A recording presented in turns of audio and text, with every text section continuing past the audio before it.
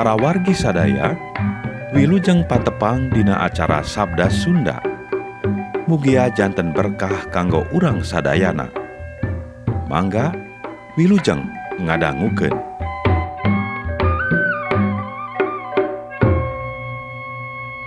Injil Yesus Kristus numutkeun Santo Lukas. Dina hiji poe loba tukang mulung pajak jeung jelema-jelema nu dipandang teu hade ku masyarakat daratang ngadarengekeun Yesus. Urang Parisi jeung guru-guru agama mimiti ngaromongkeun, pokna.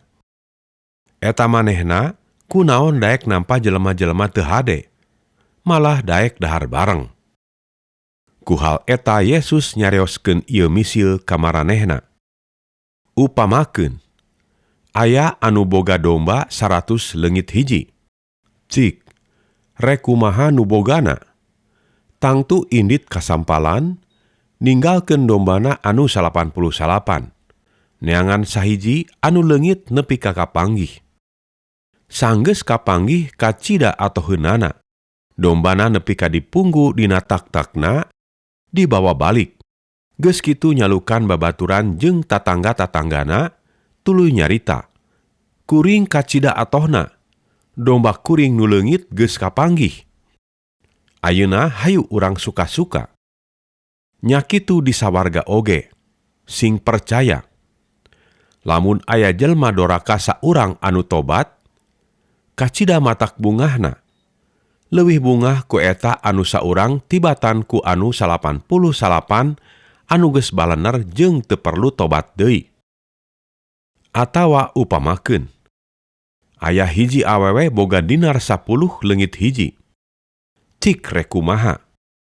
Imahna di sapuan, di damaran, dinarna di teangan imeut kaditu kadieu nepi ka kapanggih. Geus kitu manehna nyalukan babaturan jeung tatangga-tatanggana tuluy nyarita. Kuring kacida bungahna, leungit dinar hiji kapanggih deui. Ayeuna hayu urang suka-suka. Sing percaya, nya kitu pisan lamun aya hiji jelma doraka anu tobat. Para malaikat Allah kacida baru ngaheunana. Pilahir Yesus deui. Aya hiji jelema boga anak lalaki 2. Anu bungsu nyarita ka bapana, "Bapa, harta bagian abdi teh bade disuunkeun ayeuna bae." Bapana ngagugu, tuluy kakayaanana dibagikeun ka anak-anakna. Heuleut sawatara poe, nu bungsu ngajualan warisan bagianana. Duitna dibawa indit ka nagri anu jauh, dipake roroyalan sakarep-karep. Sanggeus duitna beak, eta nagri katarajang bahla kalaparan, hirupna si bungsu geus muluntu. Tuluy manehna buburuh ka hiji jalma urang dinya, dititah kategal ngajaga bagong. Manehna kacida lapareunana nepi ka kabita hayang ngeusian beuteung ku para bagong, tapi teu aya anu mere dahareun naon-naon. Kakara manehna eling, hatena ngalengis. Di bapa mah dahareun kuli-kuli ge datang kaleuwih. Ari aing di dieu nepi ka meh paeh kalaparan.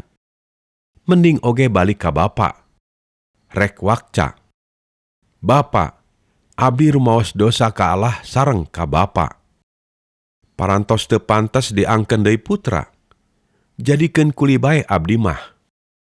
Sanggeus mikir kitu, bral indit rek balik ka bapana. Jauh-jauh keneh bapana geus nenjoeun, hatena ngahelas liwat saking, tuluy muru. Gabrug ngarangkul jeung ngagalentoran. "Bapa," ceuk anakna, "abdi rumaos dosa ka Allah sareng ka bapa. Parantos teu pantes diangkeun deui putra." Tapi bapana angguru nyalukan bujang-bujangna. "Geuwat," carekna, "bawa ka dieu pakean anu pangalusna, pakekeun ka ieu anak kami. Pakekeun ali kana ramona, tarumpahan sukuna. Pencit sapi anu panglintuhna, urang pesta suka-suka. Sabab ieu anak kami anu geus paeh, ayeuna hirup deui. Leungit kapanggih deui. Tidinya tuluy bae pesta. Ari nu cikal harita keur di Tegal.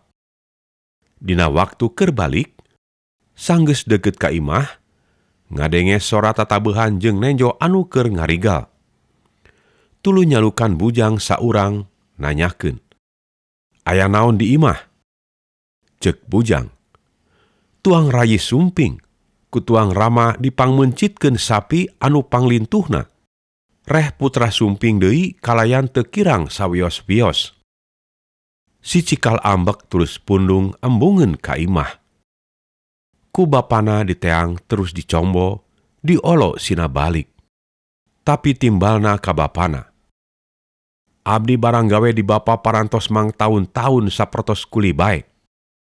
Parentah bapa teu aya anu dipugpag. Parantos kenging naon ti bapa?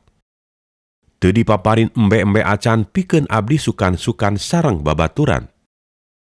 Ari eta putra bapa anu nembe sumping tas ngawur-ngawur harta bana bapa ka awewe balangor, ku bapa mani dipangmencitkeun sapi anu panglintuhna."